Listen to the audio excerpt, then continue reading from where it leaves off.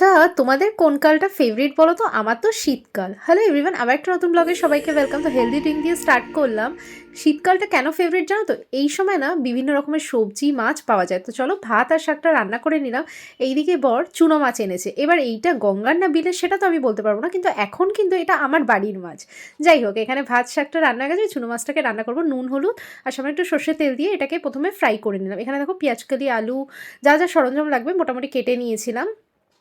তারপরে মাছটা ভাজা হয়ে যাওয়ার পর ওই তেলের মধ্যে কালো জিরে ফোড়ন দিয়ে কেটে রাখা পেঁয়াজকে কিছুক্ষণ একটুখানি পিঙ্কিশ করে নিলাম। তারপরে পেঁয়াজকালি আলুটাকে দিয়ে নুন হলুদ দিয়ে কিছুক্ষণ ফ্রাই করে নেবো। এদিকে চলো একটা মশলা বেটে নেবো, জিরে টমেটো রসুন কাঁচা লঙ্কা আর তোমার শুকনো লঙ্কা। আর এই মেয়েটাকে দেখতে পাচ্ছ, মানে আমার কথা বলছি, রান্নার সময় তো ভীষণ পেশেন্স দিয়ে করে, কিন্তু এমনি সময় কিন্তু এতটা পেশেন্স কিন্তু আমার মধ্যে একদমই নেই।